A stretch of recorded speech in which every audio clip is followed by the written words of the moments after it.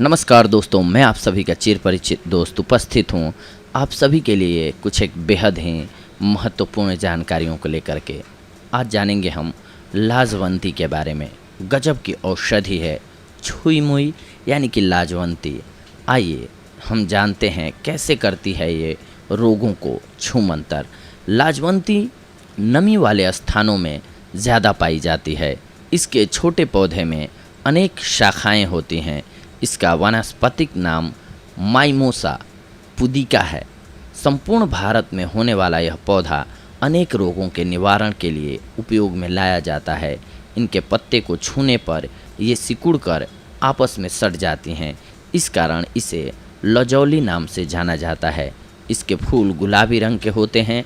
लाजवंती का पौधा एक विशेष औषधि पौधा है।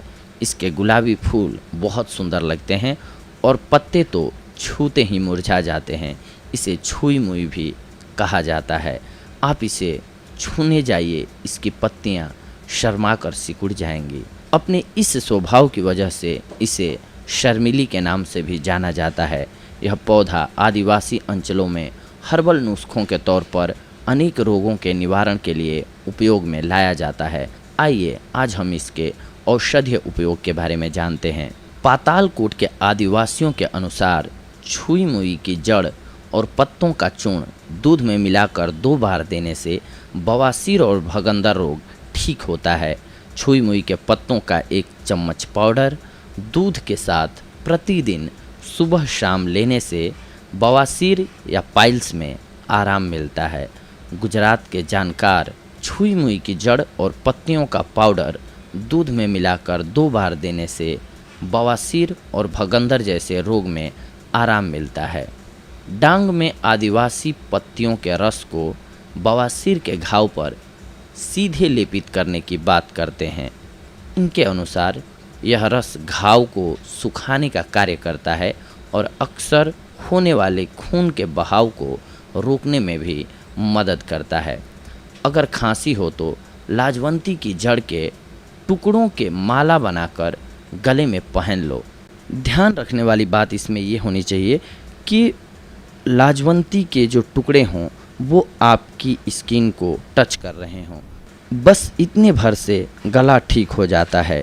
इसके अलावा इसकी जड़ घिस कर शहद में मिलाएं। इसको चाटने से या फिर वैसे ही इसकी जड़ चूसने से खांसी ठीक होती है। इसकी पत्तियां चबाने से भी गले में आराम मिल जाता है। यदि छुई मुई की 100 ग्राम पत्तियों को 300 मिलीग्राम पानी में डालकर काढ़ा बनाया जाए तो यह काढ़ा मधुमेह रोगियों को काफ़ी फायदा देता है। छुई मुई और अश्वगंधा की जड़ों को समान मात्रा में लेकर पीस लिया जाए और तैयार लेप को ढीले स्तनों पर हल्के हल्के मालिश किया जाए तो स्तनों का ढीलापन दूर होता है। स्तन में गांठ या कैंसर की संभावना हो तो लाजवंती की जड़ और अश्वगंधा की जड़ घिसकर लगाना चाहिए। छुई मुई की जड़ों का चूर्ण 3 ग्राम दही के साथ खूनी दस्त से ग्रस्त रोगी को खिलाने से दस्त जल्दी बंद हो जाते हैं। वैसे डांगी आदिवासी मानते हैं कि जड़ों का पानी में तैयार काढ़ा भी खूनी दस्त को रोकने में कारगर होता है। छुई मुई की पत्तियों और जड़ों में एंटीमाइक्रोबियल, एंटीवायरल और एंटीफंगल गुण होते हैं जिनकी पुष्टि आधुनिक वैज्ञानिक भी करता है। और मज़े की बात ये भी है कि आदिवासी अंचलों में हर्बल जानकार आज भी त्वचा संक्रमण होने पर इसकी पत्तियों के रस को दिन में 3 से 4 बार लगाने की सलाह देते हैं। टॉन्सिल्स होने पर इसकी पत्तियों को पीसकर गले पर लगाने से जल्द ही समस्या में आराम मिलता है। प्रतिदिन 2 बार ऐसा करने से तुरंत राहत मिल जाती है। जिन्हें गोइटर की समस्या हो उन्हें भी इस तरह का समाधान अपनाना चाहिए। डांग गुजरात में आदिवासियों के अनुसार 3 से 4 इलायची, छुई मुई की जड़ें 2 ग्राम, सेमल की छाल 3 ग्राम, इन सबको आपस में मिलाकर कुचल लिया जाए और इसे 1 गिलास दूध में मिलाकर प्रतिदिन रात को सोने से पहले पिया जाए तो यह नपुंसकता को दूर कर देती है। बहुत ही कारगर दवा है ये। नपुंसकता को दूर करने के लिए। हृदय या किडनी बढ़ गई हो तो उन्हें श्रिंक करना है तो इस पौधे को पूरा सुखाकर इसके 5 अंगों फूल, पत्ते, छाल, बीज और जड़ इन सब का 5 ग्राम 400 ग्राम पानी में उबाल लें। जब यह 1/4 रह जाए तो सवेरे इसे खाली पेट आप पी लें, आपको लाभ होगा।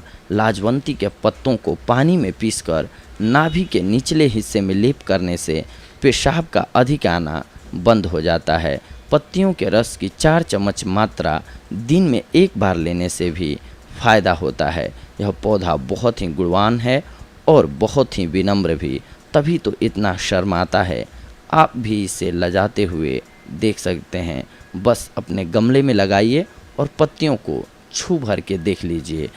लेकिन ये जितनी शर्माती है उतनी ही ज़्यादा असरदार है और रोगों का समूल नाश करने में सहायक है। तो दोस्तों, हमने जो भी रोग बताए इनके लिए आप इस वीडियो को सुन करके याद रख लीजिए लाजवंती का नाम। अगर आप इसका ऐसे उपयोग करते हैं तो आप इन सारे रोगों से छुटकारा पा सकेंगे। मित्रों, ये थी आज की हमारी जानकारी आप सभी के लिए। अगली बार हम आप सभी से जुड़ेंगे कुछ एक और ही बेहद महत्वपूर्ण जानकारियों को लेकर के। तब तक के लिए धन्यवाद। नमस्कार दोस्तों।